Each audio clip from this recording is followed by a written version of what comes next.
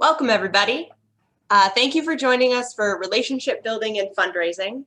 My name is Lisa Much. I'm the Communications and Capacity Building Director at Ohio CDC Association. We're super excited to welcome you all today for this session, which is being recorded. Everyone who registered will receive a copy by the end of the week, and we will also post it to the Ohio CDC Association website on our Training and Technical Assistance page. So I just ask when you're not speaking that you mute yourself, please, to help with background noise. If you have a question during the presentation, please type it in the question box and we'll get to it at the end of the session. Hi, Claire. Nice to see you're joining us. Lisa, I'm reading in the chats as you go. Great, thanks. So we've noticed on member surveys and from a lot of you for a long time now that help is needed for fundraising. You guys want help with it, with training. And so we're trying to be responsive with that with this series. We held a fundraising 101 last month. And then a couple weeks ago, we did a session detailing how and why to create a fund development plan. So if you'd like a copy of either of those recordings, please let me know. We also have another one coming up in 2 weeks on August 3rd, which is the last session in this series. And it will be on a deep dive on grant writing. And so for that one, we're looking for sample grants. So maybe if you've had a grant you've been working on or you've worked on and you want a little help with it, maybe you're stuck if you're writing it right now, or maybe you submitted it at some point and you're like, this is the one, I'm gonna get funded, but you didn't get funded. And maybe you didn't get good feedback, which is a thing that funders sometimes do. You can send it to me. I will remove all identifiable information. So it's not gonna say your org name and all that stuff or your community. We can like make it vague. But that I think will be really helpful for that session to have tangible grant sections to work from. If you feel so bold and brave to send me one, I will have more information about that in the follow-up session, in the follow-up email to today's session. And then one more thing, tomorrow at 10 o'clock in the morning, we will be holding a very interactive online training with our counterpart up north, CEDAM, the Community Economic Development Association of Michigan, on competent communication. And so that training is going to allow participants to identify and understand communication strategies for personal and professional settings and learn some rapport and connection building skills. I think it might actually tie in really nicely with today's session. And then afterwards, you will get a personal communication style assessment.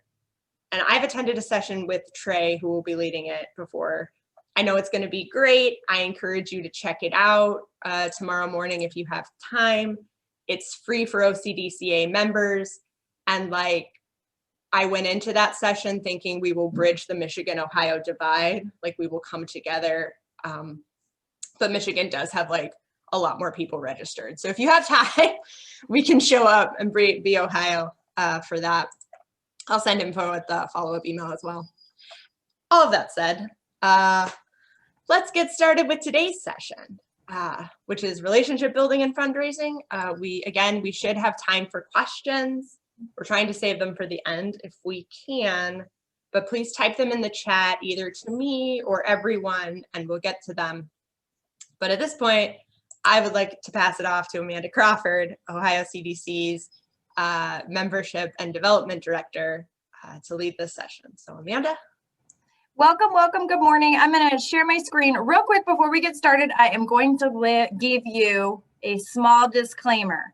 I think a little outside the box when it comes to relationship building. So we're going to go down a typical path of building relationships with donors all the way to the end where you're asking and receiving the gift, not the same as what we've talked about before, and then how to sustain that. But I'm going to interject some other things that I have learned in my fundraising experience that might be slightly different than what we're taught. So I'm going to throw that out there. If you're a fundraising professional, you may completely agree.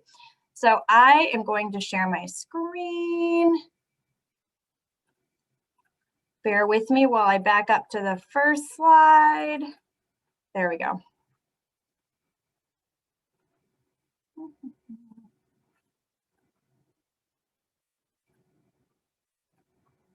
Can everyone see my screen? Yes. Okay, perfect. Okay, so today we're going to talk about relationship building and fundraising. I think it's important to start off to tell everyone something you already know. Fundraising is a people business. So we are successful in fundraising when we are connecting with others. You're selling your organization and your mission, but every meeting you have, you're selling yourself as well. So it's really important to make sure that you're covering all your bases when you are working on building relationships. Who are we building relationships with? So that's going to be different for every organization, but I wanted to highlight some similar key targets that we all have in nonprofit world. So we're working on relationships with volunteers, with prospects, mid and high level donors, major gift donors, and then we're also looking at foundations and corporate. So all of these are going to be slightly different in your approach, but they will have some consistent themes and how we connect with them, and that's what we're going to talk about today. When we're building relationships with volunteers, and I know I talked about this in the last couple of sessions, I highlight them because they already have a pretty strong connection to your mission and they're volunteering their time, which is a very valuable resource. So while we connect with volunteers, sometimes it's helping them to expand the work that we do, but a lot of times they're willing to donate and we forget to ask them. So every time I talk about volunteers, I want to highlight that for you because sometimes I think it's something that we overlook. When we're talking about relationship building, in my experience, there are two key elements that play a pretty strong role when you're connecting with potential and current donors. So who you are, what your attributes are, and we're going to talk a little bit more about that, and what you can do, your skill set. And we're going to talk a little bit more about that. I want you to think about it both from an individual standpoint. So who are you as a person and what can you do in those meetings and how do you connect, but also who's your organization, what sets you apart in the nonprofit space, and what skills does your organization have that you do better than anyone else in the nonprofit space. When we're talking about attributes in the relationship building from an individual perspective, so what I mean by that is as you're working together, you're getting ready to set up your meeting, what you're bringing to the table attribute-wise and what you want to be aware of when you're connecting with this potential or current donor. You want to be personable. It is critical to be professional. I'm going to say this a lot. First impressions are everything. So making sure that all of these attributes you've thought through, you make sure that not only are you those things, but that you're demonstrating them in some way. So we want people to know that you're trustworthy. When you're telling a potential donor or a current donor what you can do for them and connecting them in the space, you need to know that they trust you, that they feel that you're trustworthy, that you're going to follow through on the things that you're saying. And they also want to see some human aspects. So if you have empathy during things, you don't want to go into a meeting and be so focused on getting to know them that, and I'm going to use a terrible example because it happened recently to my neighbor, their dog passed away. So you're at this meeting, their dog passed away a day or two ago. Don't run straight to your list of target options and objectives through your meeting. Show some empathy, be a person, connect on a human level. That is always critical. So a lot of these attributes I consider very humanesque. I made that word up, but I think it's definitely applicable here. Just making sure that you're not just a dollar sign looking to fund and support things. Your skills. So fundraising is a people business, and I have worked with people that are new to development that succeeded and loved it, and people that started in development and realized it wasn't for them at all, because you need to be able to have a conversation. And sometimes you don't really know this person much at all, and you need to come up with some icebreakers. You need to find a connection. You need to hold a meaningful conversation, and not everyone is comfortable in that. So when you're in this people business, you've got to be able to really flex and pivot as they tell you things. Can you have a strategy before this meeting? So I'm going to talk a little bit later in this presentation about how you prep for some of these meetings, but going through the strategy of how you want to engage them, what you want to leave this meeting with. And it's not always money. In fact, for your first couple meetings, it shouldn't be, but there should always be a follow-up ask and a connection. Planning out the details of these meetings. And again, we'll talk about all of this, but where are you going to meet them in their space? What do you want to talk about? Making sure that your communication style is clear, direct, making sure that they understand where you're coming from. Listening, that is such a big piece. And I can say as a fundraising professional, sometimes you are so excited about what you're working on that you just want to tell them every single thing that's happening and you want to sell this picture. And the big mistake that you can make is forgetting your listening skills. So you can do a lot of talking, but if you never make space for them to share and listen, then you might be missing some critical pieces to help you connect what your goals are with some of their goals. And then problem solving, you're always going to be looking, maybe they don't have the funding right now that you thought they did, and it comes out in conversation. And so you're pivoting on a different request to keep them involved when funding does become available. The ability to motivate others is critical. How do you find what the person you're meeting with is driven by, and how do you connect them and what you do to that drive? Hugely important. And you always want to make sure that you're demonstrating a knowledge of subject matter. If they're in an industry that you're not as familiar with, if they work in a space that you don't know as well, Google is an amazing tool, guys. There's a lot of value in just understanding the basics so you can have a knowledgeable conversation with what they have going on. So as you're talking about your attributes and your skills, I think it's important to note that you're constantly developing who you are in relationships. So the best way to be successful in the relationship building process is to know who you are and get really clear with yourself and what motivates you. So what motivates you? What drives you? What about this organization is something that you are so passionate about that you really want to raise the money and you really want to make these connections? Or a caveat to that, what is it about this job that drives you? Do you love working with people? Do you love creating an avenue to connect with others? What about this is really important to you, motivating you and driving you?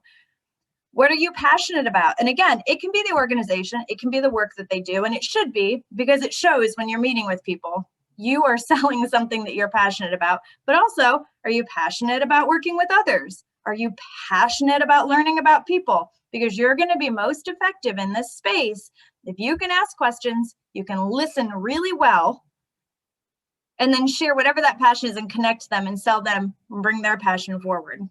What animates you? Find a way to get excited. Is it listening to that awesome playlist while you take a run before your meeting? Is it having some space with some coffee, talking to friends, talking to your colleagues? What gets you really pumped up? Because going to these meetings, you need to be enthusiastic. No one wants to meet with someone that is just unenergized, and that can be hard. Today, I didn't have a great morning, but I still want to share the energy with you guys, and I want to make sure that you guys are just as excited about this as I am. So sometimes it's taking those personal experiences, putting them in a box, and finding the way to get to that energy and put it in the space. And then always taking your values and your principles with you.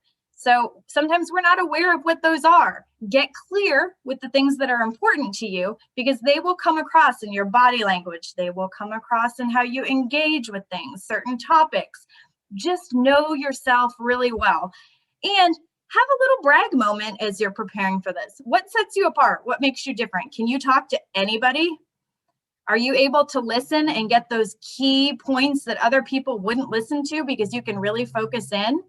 Are you a rock star at reading body language? They don't have to use words. You can read them in 30 seconds or less. You know their body language.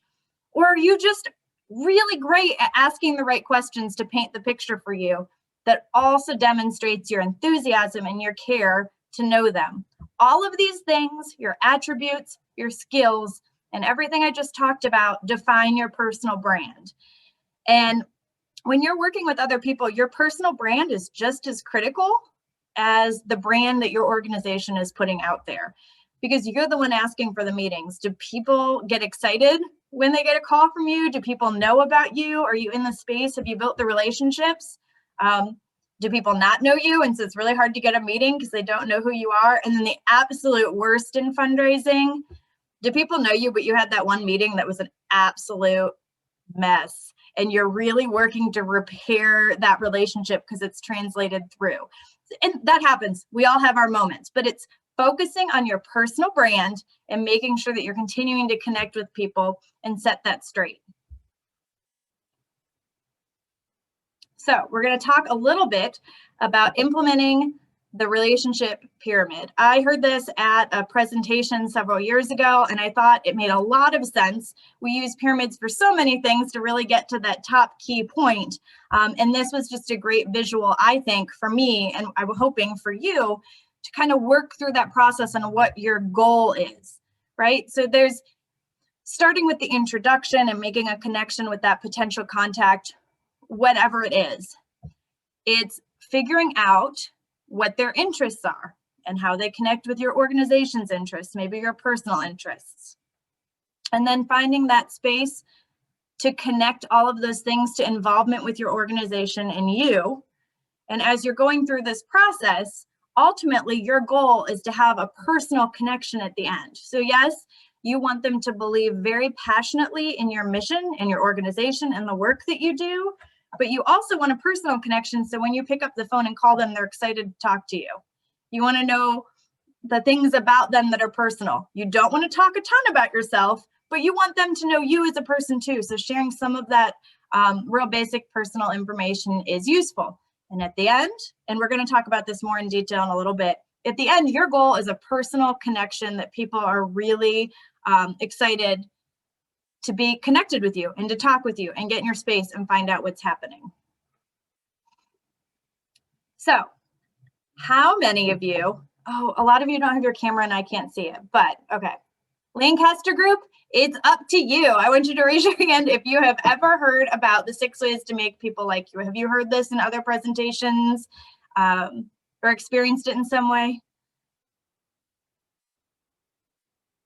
Awesome. Okay, so this is new to a lot of people. I actually attended a couple different communications classes and things, and I thought that this was extremely applicable to the relationship building and fundraising. And I bet you, and they probably won't call this specific thing tomorrow in the training that Lisa plugged, but if you attend, I guarantee you there will be a really common theme with these things. So the 6 ways to make people like you, and it is a very scientific thing, being interested in the other person. So people naturally feel drawn to you when they feel that you're genuinely interested and engaged in what they're saying and want to know them as a person. And that's simple things. We're going to talk about it a little bit more, but leaning forward, repeating some of the things they're saying and being interested. Smiling, like I said earlier, bringing energy to the conversation is huge, and people really like positive energy. Another thing that's really interesting is people enjoy hearing their name.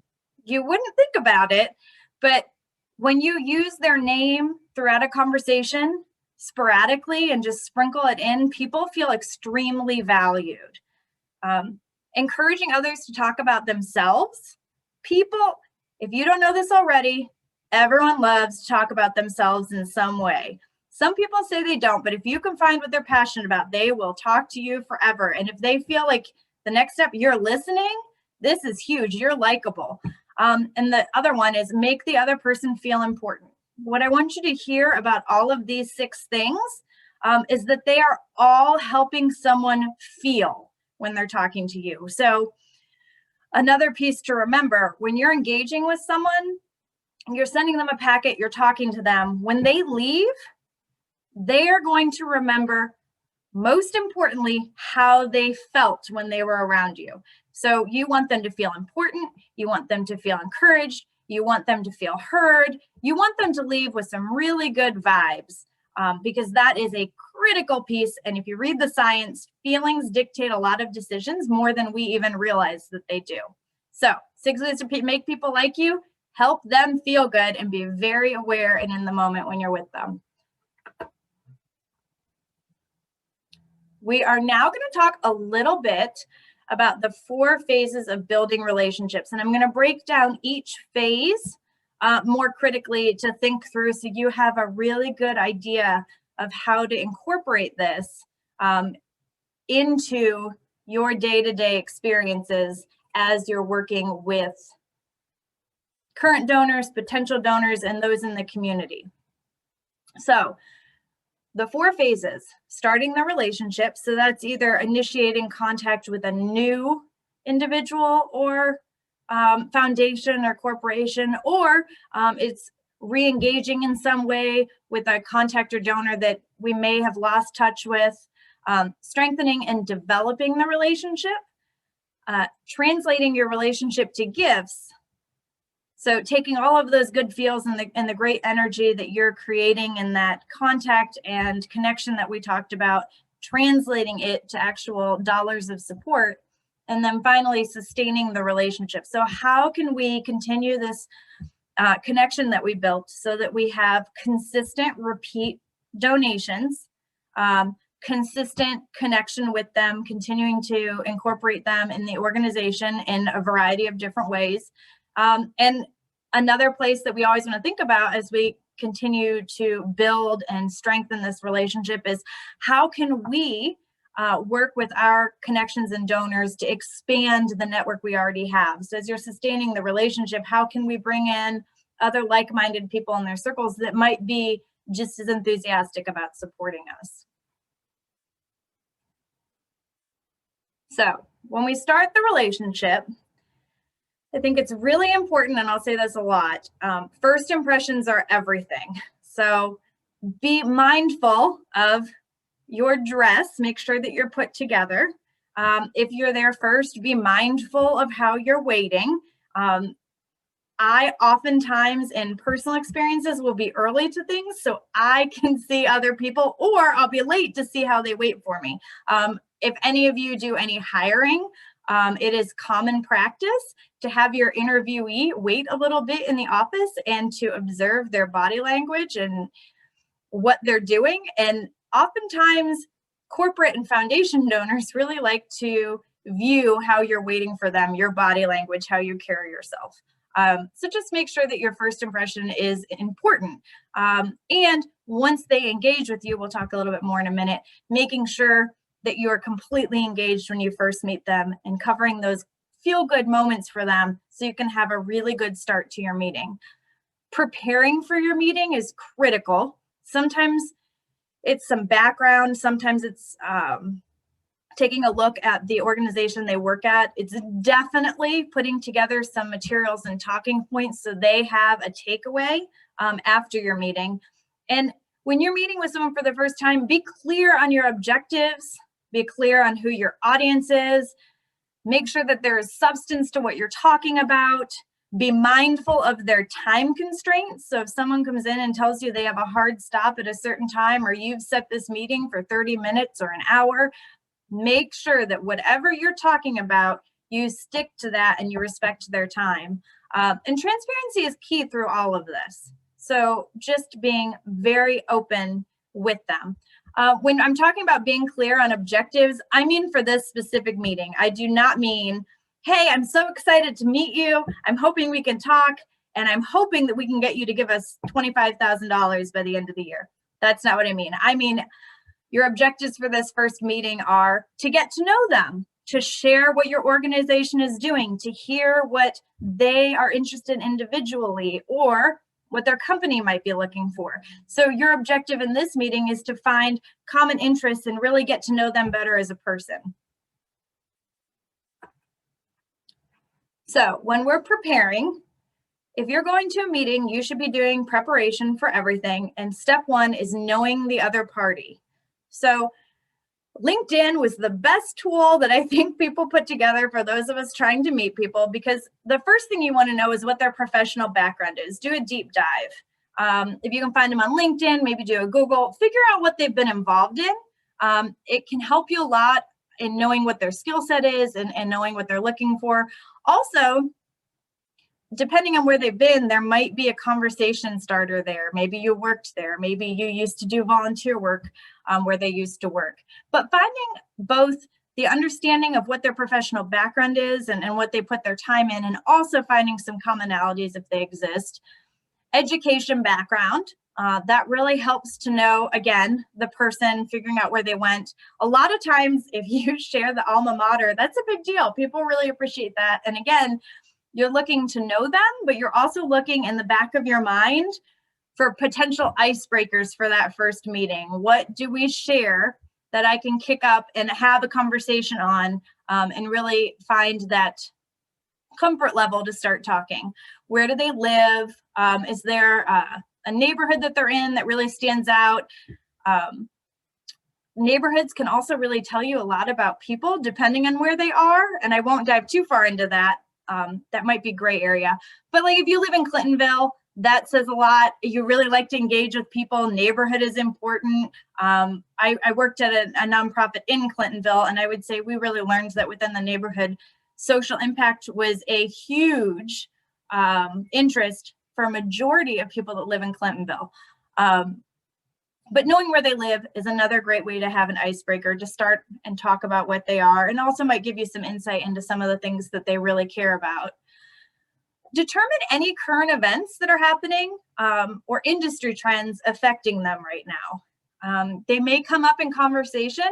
You may want to bring them up depending on how the conversation goes, but you don't want to be in a situation where they bring it up and you have no idea. So just making sure that you know the basics. Do they serve on any boards? This is a huge one because it shows you their desire to be connected in the community and the missions. Are they on a lot of boards, which means they might be spread a little thin? Are they on one or two? What's their involvement? And what is the mission and the goal of the nonprofits that they serve on the board for? That can give you a little insight into the other things that they look to support and connect with. And chances are there's probably some commonalities with what you're doing. And then it is always great to know people as people. So can you find them in social media or other ways where you can find out what their hobbies or interests are? Are they in a golf club and there's an article about them? Just some different things so that there's something for you to talk about. And always as you're doing some prep, I'm talking about Googling and researching, but if you have colleagues or other professional connections that know these people, it doesn't hurt to be like, hey, I'm really excited to have this meeting with them. I want to make sure I have a good feel on who they are and what they like. Any information you can share would be really great. And a lot of times people will really support that. And then you always want to know the gift history with your organization. So have they ever given before? Has their spouse given before? Has anyone they're connected with given before? Has the organization provided volunteers or gifts? Make sure that you go into the meeting knowing the background. The other part that you want to be very clear on in these meetings is that you know your organization. So what's your organization's history? There are always nuances that are really useful. Who founded your organization? Are there any major shifts or changes that you've had over the years? People oftentimes want to know how big your organization is, and they want to know how they can connect with your organization. They also want to know what your structure is, so make sure you have a good idea about that. And I don't necessarily mean structure with your team, although if you have a small team like OCDCA does, there's value in them knowing that you've got, like OCDCA, a 5-person powerhouse team that does the work of probably 10 people in-house and the program staff that really knock it out of the park. But structure, I mean, how are you delivering your programs? How are you connecting in the community? Those sorts of things. You always want to know as a fundraising professional who your main sources of revenue are. Who are those top 3 to 5 supporters, maybe top 10 in case they ask.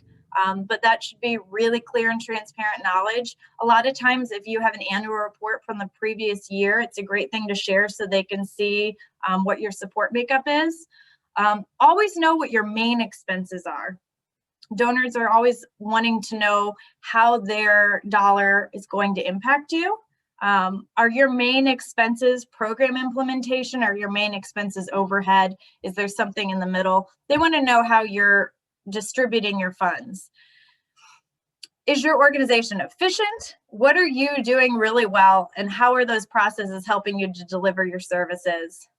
And then always, always, always know your programs. As development professionals, sometimes it's a little bit harder to know exactly what we do.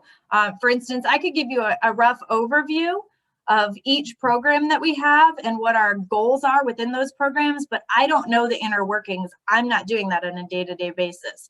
So before I go to one of these meetings, depending on what I think their interests are, I may reach out to our program staff and get some really key things that we can highlight and some really exciting things that have happened to make sure that they're getting a really clear picture of the programs and the great work that we're doing. People always want to know who your leadership is too. So not just your executive director and your executive team, but people oftentimes want to know who is on your board.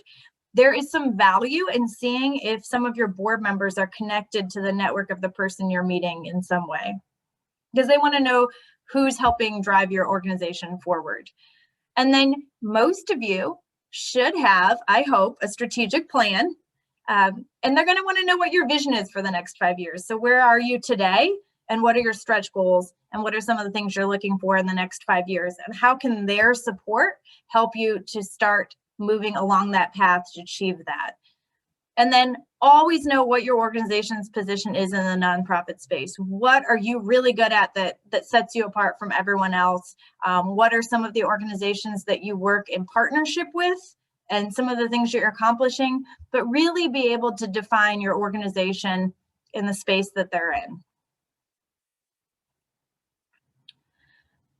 When you're meeting, I really think it's important to have a tangible piece for them to take back when you're meeting with them. So you're going to talk about a lot of things, and you just want them to be able to both feel really good about the meeting, but also to be able to glance over what you talked about and really think about it and process it later, and something that you can refer to in a future conversation. It does not have to be anything over the top or fancy. It's just a little bit of background about your organization.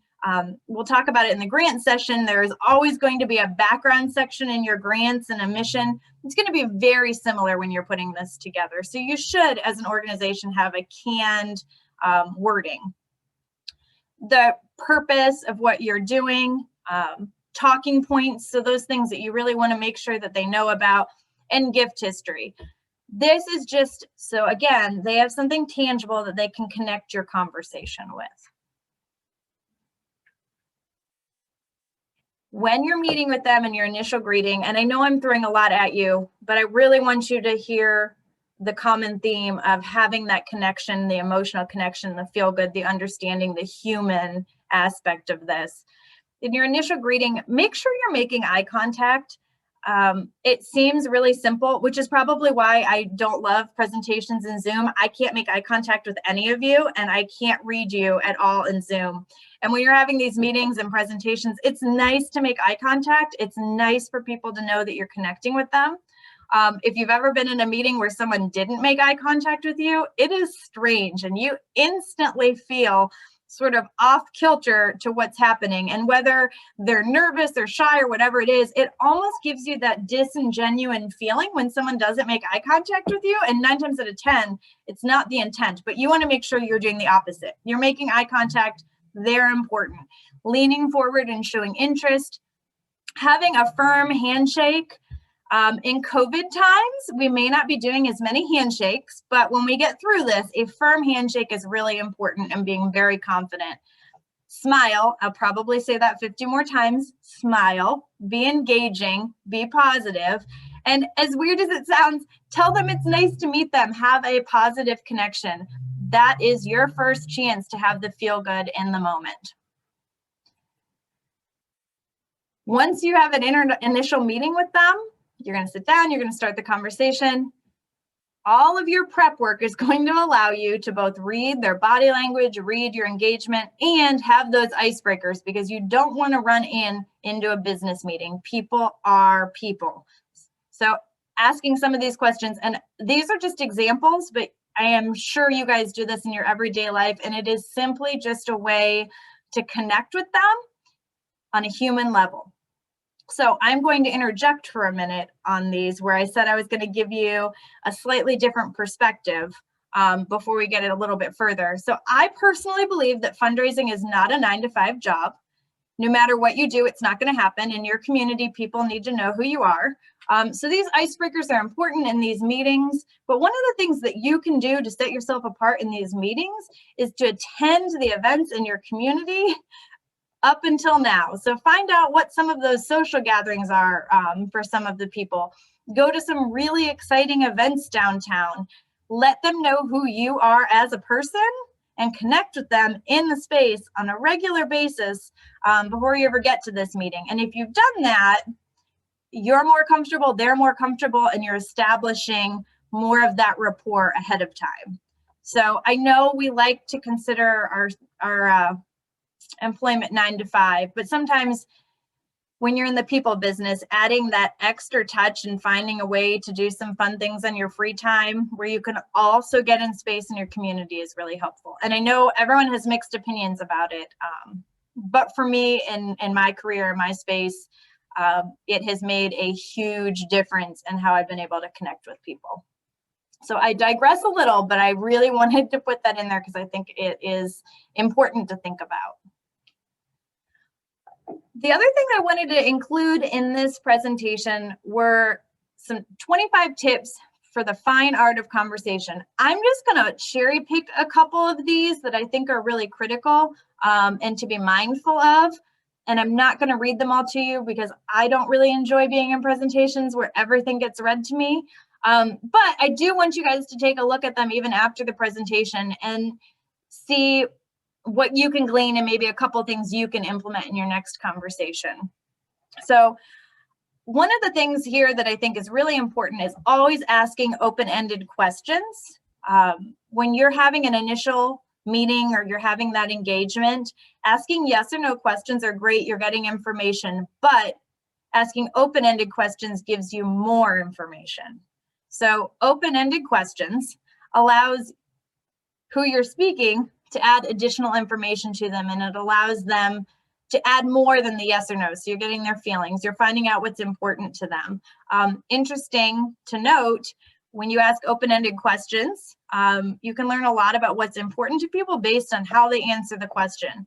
The telltale question, tell me about yourself, within the first 5 minutes, and even what you lead off with, I know what's important to you because of how you answer that question. So if you lead off with your most successful work accomplishments, you are extremely career driven and you're motivated in your space if that's what you focus on.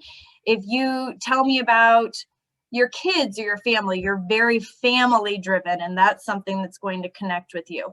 So having open-ended questions and letting them, whether they realize it or not, share a little bit more information about them helps you to really learn about them in a very natural way. Make sure that you're listening when they answer those open-ended questions so you have the information. Don't give short answers. So this is going to be a really back and forth communication. And just like you don't want yes or no answers from them, they're going to want a little bit more from you. So make sure that you're being very open and transparent and very likable. So make sure that you're not just saying yes, no, and leaving it at that. And the other one that I think is important on this one that I'm going to call out, don't correct people. No matter what in your space, we've all been in meetings like this. And I've worked with other development professionals when we've been in a group setting where someone maybe misspoke, but we all knew what they meant. And the minute that you correct someone, you just create a distrust. So just be mindful of what they mean, listen, look for context clues, get an idea.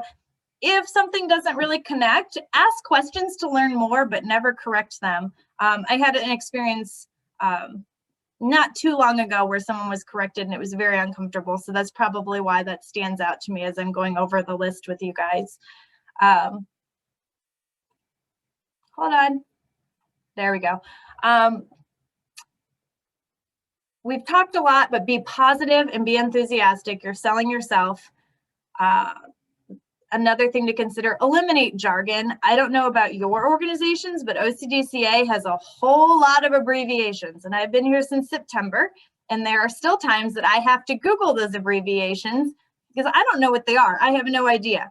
So if I'm struggling with some of those abbreviations and I have to do some extra work, there's a strong likelihood that the person you're meeting with probably isn't going to know all the jargon either. And so it's a safe bet to make sure that you're explaining things in detail, making sure that you spell it out and you don't utilize jargon. You don't want to unintentionally create a barrier between the two of you in communication without realizing that you are. Avoid talking excessively about yourself. Make sure that you are learning about them. I've said it several different ways in this presentation, but asking questions about them, letting them share, getting to know them as people. What is one of the 6 things that makes people like you even more? Being interested in them. So talk about yourself sparingly, answer questions, share some details, but always make sure that you're circling it back to them. And another one, be present. I think we all have challenges. I know I personally do in situations, but being present, hearing what they're saying, not watching people walk in and out of the door. If you're at Starbucks, not listening to the names yelled out to see who got what coffee. Just making sure that you're present in the moment and in the space. Your body language will be different when you're present. The tone of voice will be different when you're present. And it is something that your contact is going to notice and feel warm and genuine about. And the last one, show your interest, tell me more. Always, always, always, always, when they're telling you things, connect with it, repeat something about it, share enthusiasm. If you can tell that they are really excited about something, always, always, always say, that is so interesting. I really want to hear more about it. Can you tell me more? Give them the opportunity to share more about whatever it is that they're passionate about in that moment. They're going to remember that feel-good moment. It's the feel and the emotional connection that they feel in this meeting that's going to be most useful to you. We always bring notebooks. We as development professionals want to make sure that we have everything written down and we can come back to it. Bring the notebooks. Jot a couple things down, but don't let it pull you away from being present. You will remember certain things, but if you're in your notebook the entire time, there's going to be a disconnect between the person you're meeting with and yourself. So find that balance. If you're someone that really feels like they have to write everything down and you're like, Amanda, I'm just going to write it down, then find a way when you're engaging with that person to make light of it, make a joke. You know, I'm the note taker. I want to make sure I remember everything you tell me. Please don't let this bother you. You're so important to me, and I just don't want to miss a single thing. Acknowledge it, put it out there, and help them be more at ease. And then the last one on this slide, never lose sight of why you're meeting. So get to know them, learn about them, work through your talking points, but in the back of your mind, whether they're telling you a story about their kids or their organization, you should always know why you're meeting. So all of that data coming in is super important to get a better picture of who they are. And then your job as a development professional in that moment is to be translating all of that data into how it connects to your goals with this meeting as a whole, and how you can paint the picture that they all connect.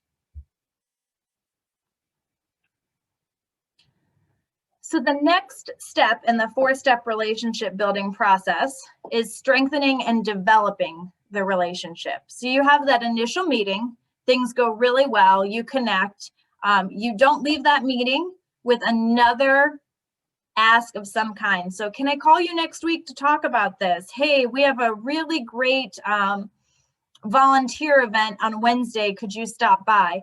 Something that gives you permission to reach back out to them and connect with them in some way. So always have another opportunity to connect in the future after your initial meeting. And something that you should always remember, always have a way to connect in the future at all of your meetings after that.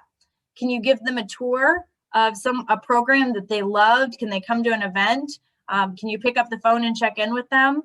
Can you send them a note about something exciting? Handwritten notes don't happen very often. We are in a world of emails and mass mailings, and handwritten notes do set things apart. So a thank you, a connection. I was thinking about you and I saw this information, something.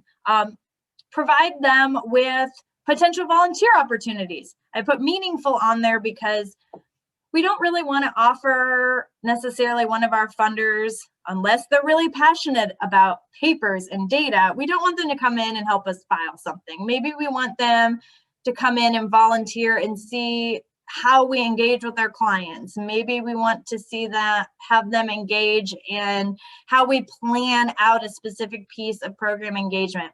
You're going to want to link the volunteer opportunity with something that they're very passionate about. And then the other layer that's really important is you want to demonstrate the amazing work you're doing as well. So you want them to volunteer, but you also want to paint a picture at the same time. So be very strategic in the things that you invite them to, and make sure that the things you provide as opportunity for them will tie into things that they've already shared that they're interested in. It's not really in your best interest or theirs to invite them to things that they may not be really enthusiastic about. Make sure that you get to know them, their family, their likes, their dislikes. This may be cliche, but we all have a hairstylist or a barber or someone that you go see, and every time you see them to get your hair done or whatever it is, they remember everything about you. They know exactly, and you feel like you saw them yesterday and you feel so engaged with them. Well, most hairstylists have an awesome concept that we use CRM databases for, and that's keeping notes of the things that you told them and your family and the things that you're doing. So they read those cards before you come in. They make sure that they know that you are important, that they know what's going on with you. And we want to do the same thing with them. In your CRM databases, and we talked briefly about it before, there's a lot of different ways to track things. So you can track interests, you can track professional skills that might be useful for your organization. You can create records for their family so that you know everyone that's involved. Make sure that you get to know them, but then also find a way to capture that data. And I say that because you are going to connect with them. You're important. You may not always be with the organization. It may change, and the next development professional coming in is going to find that information really useful. It may be that a colleague of yours is going to go meet them for a different thing, and them having that information going in that snapshot helps them to be more successful. So just make sure that you're capturing it and you're recording that data somewhere so that everyone has access to it. It triggers your memory. Your team can be just as successful in communication with them in the future as you are. And then accepting invitations. So they may invite you to several different things. It might not necessarily be something that you love or that you want to engage with. It may not be a super inviting presentation about something, but within reason, if you can make time in your schedule, accept their invitations, even if it's not directly related. Oh, the light went out, hold on. We have motion lights, there we go. We have motion lights in the office to save energy. Apparently I'm not moving enough as I sit here. But accept invitations because they're going to feel good about that. There's a reciprocal relationship. If you're accepting invitations, they're more likely to accept invitations. And you're going to continue to learn and get to know them in a bigger space. So the important part of strengthening and developing the relationship is making sure that you're continuing to learn more about them. You're continuing to expand on that personal relationship that you have with them and growing that connection. Translating it to gifts. So the first thing I'm going to tell you is relationships take time. It is different for everyone based on their enthusiasm, where they are in their funding cycle, so many different things. But oftentimes it's going to take a minimum of 3 to 5 meetings to create a decent relationship that is sustainable, that encourages people to give. So you're starting in the beginning, you're looking at the prospect and the interests. You're identifying what those gift opportunities are and who they might be. So that's your list of the prospects you're going to be meeting with. You're going to have meetings with those people. And then sometime through January to December, it is a whole year, you're going to be meeting with them. You're going to be inviting them to things. You're going to be going to things with them. You're going to be reading body language. You're going to be reading communication. And then you're going to incorporate the ask in. So you want to make sure that you have some foundational relationship We're going to talk a lot about grants in the next session, and I want to make a plug here. When you're applying for grants with foundations and corporations, when I started in the development space, as long as I could check off every box in that grant application, then I thought we were doing a really great job. And that is step one. But step two is making sure that they know who you are. We as nonprofits are competing for pretty small resources. We're all fighting for funds in the same pie, right? So we're all in the space. And if that foundation, the person that works with the foundation or the person that works for that corporation knows you as a person, knows your organization, and has some connections with you ahead of time, they are far more likely to engage with you, and you're far more likely to be successful in receiving an award of some kind. And that, my friends, is where I will go to happy hour that I know is across the street from their business, because they're probably all going to be there, and I'll hang out and I'll never mention a gift. I might go to another fundraising event and just get to know people. I really make it a point to find out where foundation and corporate folks hang out and do things. And I make it a point to find some people in their network because I want to know them on a very personal level before they ever really know me necessarily as OCDCA, Amanda Crawford, Development Director, because it allows me the opportunity to have a stronger relationship before I ever talk money. That is a topic that some people may not be as fond of, but in my experience, it has definitely increased my success rate, and I have some really great friends from that too. So you get a lot of different pieces from that kind of opportunity.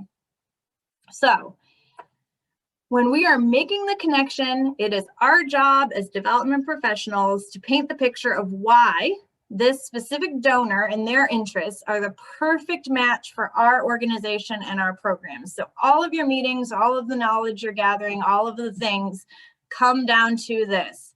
Where do their interests overlap with the organization's mission and vision and programs? And how do you paint that picture so they can see the connection? And what are you doing on a daily basis to help reinforce that, or a weekly basis, however that happens? And then finally, the last step of this process, sustaining the relationship. How do we make sure that we continue to receive gifts, we continue to stay in the forefront of their mind, and we have the potential to expand our network? So have your systems and habits in place. We get busy. We move to the next new contact, the next new donor. But you need to make sure that you're still staying connected with the ones that you've already closed. So have quarterly updates that you send to everyone that supported you. Send them to your prospective members. Share newsworthy stories. Those are some great things where if you guys have newspaper coverage or you have coverage in something, print out the article, make a copy. Put a really nice note with it and tell them, we wanted to share this with you. This is so great. Is there a way that we could do something similar in your space? Or could you come next time? Something so that they see what you're doing. There's the personal touch. Make sure as a development professional, you're setting up a tickler system in your calendar. I know Lisa and I share calendars. Lisa is the professional at making sure that there are ticklers in her calendar from every single thing that happens. But when we put reminders in our calendar, even if it's a month, 2 months, 3 months out, hey, check up with Mr. Smith, hey, follow up with so-and-so, even in the busiest of moments, we don't miss our appointments. So when that appointment pops up, it triggers your thought, you find time that day to make the call, and that makes a difference for people. And then always make sure you're focusing on personalized attention. You do not want your connection with your donors to feel like a one-size-fits-all approach where you are copying and pasting emails and you're like writing the same handwritten note to everyone. You want to make sure that there's some personalized attention so they can feel special, so they know that you know them as a person. And finally, as a development professional, you're in the people business. And so every day, make sure that you are touching at least one person. Is it a current donor? Is it a prospective donor? Is it a really amazing volunteer? At minimum, make sure you are having a personal connection with someone every day. In this very odd and unusual pandemic space, it is a little different, and we have to get creative. But think outside the box and make sure that you're having that connection with people every single day. When you wake up in the morning, no, my job is to connect with people, and what am I going to do today? And then objectives going forward after this training, here are some of the things I want you guys to think about. And when you leave, maybe talk as a team or with some colleagues, or even write something down for yourself on how you can implement some of these objectives going forward. So maybe think about how this presentation impacted you and some of the thoughts and things that it triggered for you, and think about how you can incorporate and think about relationship building in your day-to-day life. Think about your personal brand. That's going to help you tremendously. So jot down the things that you think your personal brand is right now. Highlight the things that you are really happy about. Highlight some things that maybe you want to tweak or grow and develop more. And then also make a list of the things that your goals are for your personal brand to become. What are you looking to grow and develop? And if you really want to step outside of your comfort zone and you really want to take a look at an honest perspective of your personal brand, have a conversation with a colleague, have a conversation with your supervisor when you have your one-on-one and say, hey, I just took this workshop and we're talking about personal brand, and here's the way I think my personal brand is being shared. And ask for that feedback. They will probably agree with a lot of those things, but they may bring things up that you don't realize because we are not seeing everything that the outside groups see. So if you really want to step outside of your comfort zone, involve some other people to do that. Understand the relationship pyramid. Just make sure that you know that you're always working towards that top of the pyramid and having strong relationships.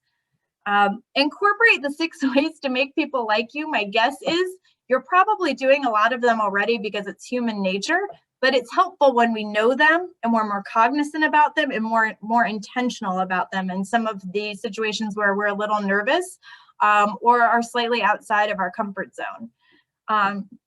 Take a look at the 4 phases of building relationships and see how you're effectively implementing them now, and take a look and see if there's something that you can improve.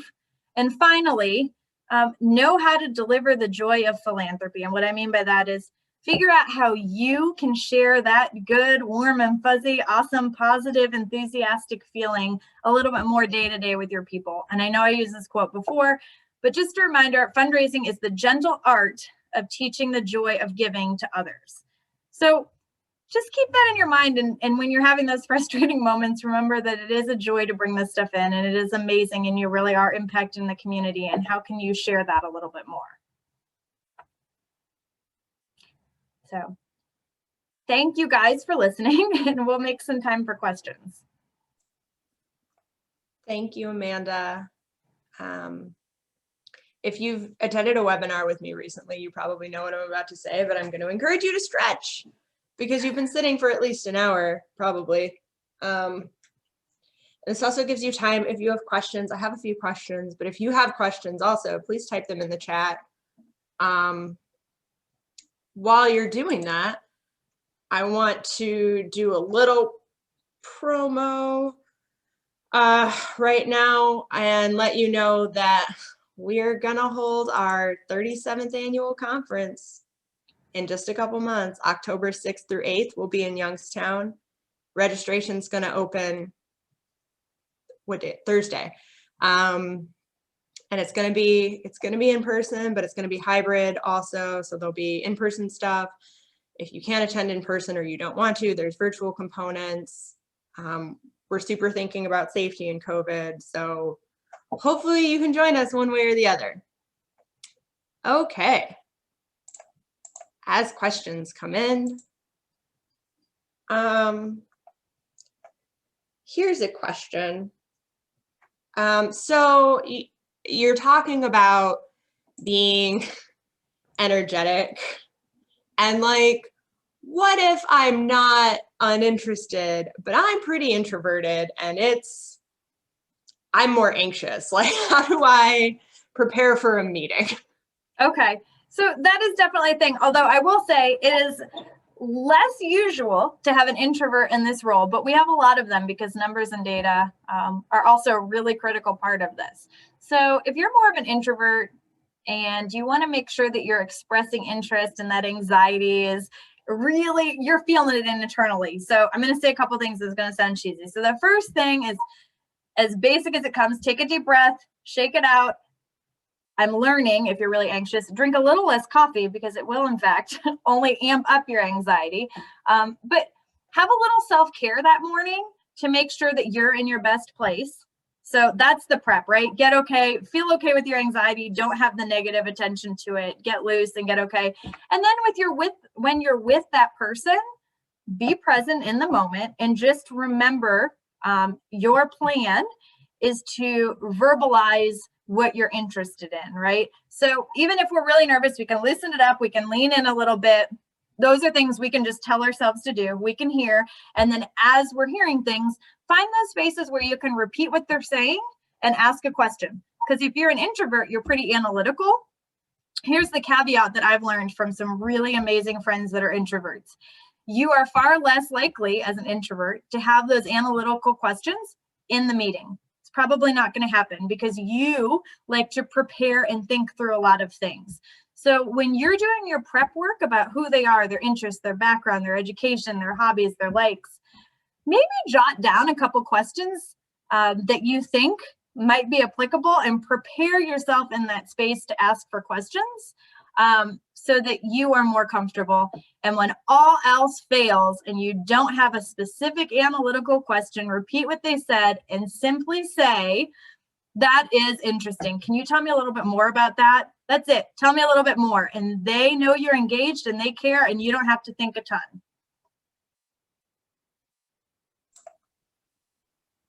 Thanks. Somewhere in there, this is my former theater kid being there. I'm like, oh yeah, take an improv class because you're just like, yes, and right. So how would you describe your personal brand? Can you give an example? That is such a good question. So I would say with my personal brand, and I think we're all continuing to grow and develop our personal brand and really stretch into something else. My personal brand is someone that is a great listener, that is reliable, that thinks ahead and plans things, that asks questions and really engages people in the things that they're passionate about. And then I would also say my personal brand probably really includes a lot of passion and motivation about how to give back to the community and how to engage our communities and make things a better place, which is why I love nonprofit as much as I do. And I work really hard to make sure that that's translated in my personal brand so people know that I have the passion both in my career and in my personal life to do that. And then I'm always looking to expand that personal brand and to make sure that people know that you're trustworthy and that people know that that you follow through and that they can count on you at all times. Thank you. I feel like that was a nice vulnerable question for you. I know. Ooh, gotta love a little vulnerability. We all have to have some in fundraising. It is what it is. So if you have questions, please type them in. So as you talk about relationships and like touch points at least once person every day, right? Like how many relationships to manage is reasonable for one person? Well, I'm going to open-ended answer that question because we are in the nonprofit space and a lot of us have a very small team and one person is managing a lot of relationships. So in previous jobs when we were dealing with major donors, I had anywhere from 30 to 50 major donors that I managed for a calendar year, but then you also are managing new donors, prospective donors, those foundations. So you're managing a lot of relationships. So as one person, it's really important to plan, but in the nonprofit space, when we're managing, a lot of relationships, oftentimes by ourselves, there is a lot of benefit in expanding within your team. So if you can send your executive director 5 people, like those top 5 people, and literally tell them what to email or what to write in a handwritten note, make it really easy. Engage them, maybe have your program staff reach out if there are some people that are really involved in certain programs. Make it simple for those that you're asking to help you, because their plate is pretty full too. But if you can share some of those relationships with your team, that helps lessen the load, so that you can make sure that everyone is getting that personal touch point. Thanks. I want to give space, I mean, just in case people have questions, also looking at Lancaster, right? It's harder for you guys to type. If anybody has questions and you want to unmute. I think we are going to just unmute and ask if that's okay. Yeah, no, that's much easier. Have you learned any lessons from mistakes in the relationship building process that have been highly beneficial? Oh, absolutely. That list is long for all of us in some capacity. So on the basic level, I have, and I think I shared this in my presentation, I've had a couple meetings with donors where I thought I knew exactly what they were looking for. And I was so excited about what I thought they were looking for that and this was early in my career, I spent most of the meeting just highlighting every program we've done, every exciting thing. I pretty much ran that person over, and they might have gotten like a couple words in here and there. And I, as a new person, was like, they're not saying anything because they're so excited and they want to hear. And really, they weren't saying anything because I didn't leave a bit of space for them to engage back and forth at all. So after that meeting, it was really hard to connect with that person because they had this initial first impression that, while I thought was super positive, was not positive for them. And what I've learned from that as I have meetings now is to create space and ask questions. And although I think I know exactly what you're looking for, that first initial meeting, I ask questions that either help me to support what I think it is you know and what I think it is you already want. But those questions also allow them to answer. And if it's not exactly the same thing, I'm creating space for me to learn and to know and to not have these absolute thoughts and things that may not be accurate. So a huge lesson for me was making sure that you create space to learn from other people and listen, and don't talk to them about everything. Leave space. And then I said it a lot today, and I know it is a bit of a controversial opinion, but the other thing I learned was that in those first initial meetings and some of the volunteer experiences or some of the other ways that I follow up with our donors and our volunteers, it never seems like enough space or the right environment to really share who I am as a person outside of the professional space.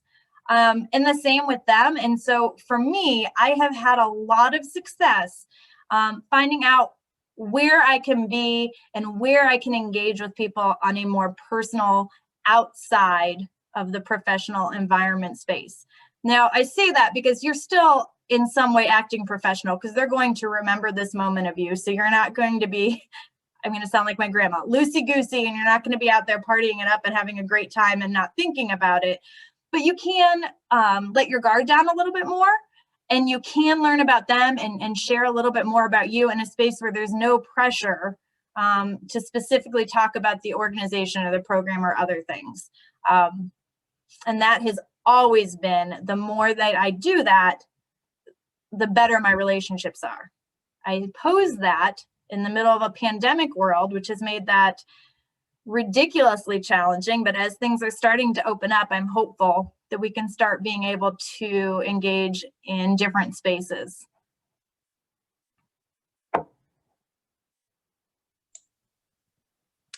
Any other questions? You can unmute or you can type it in. We have a couple minutes left. That was a really good question, Lancaster. In my head, I've got like 10 more things. Like I could just make a list. We could make a session on all the things I did that I shouldn't have done in the first 10 years of my career and what I learned from. So as everyone's thinking about questions, what I will say is learn from your mistakes and take stock in them, because you're going to have those moments. Just don't take it personally, learn from it, figure out what it was that didn't work, and your next meeting, just make sure that you make that shift and that change, and that's how you're going to become the best development professional. It's a good end note that I will ruin by saying, yeah, for those, as you're talking about those little outside moments, I think the implication there is like, if you get one drink in a person, then they're like a little more calmer, and it's like a little more like, not to say that everyone drinks, right? But like, it's just like outside work hours and it feels a little like calmer, which is my second plug for our conference, if you can attend in person. Details coming out, distanced somewhat, we'll see. But it is 11:15. I hope some of you can join us tomorrow for competent communication. I hope you all can join us in 2 weeks on August 3rd for deep dive into grant writing. If you have grants, please send them to me, and I will remove your identifiable information. I would appreciate volunteers. But for now, I want to thank Amanda for leading this and each of you for participating. I will be sending the recording of this and some resources and more information about other things by the end of the week. But in the meantime, please have a great rest of your day, and we will see you soon.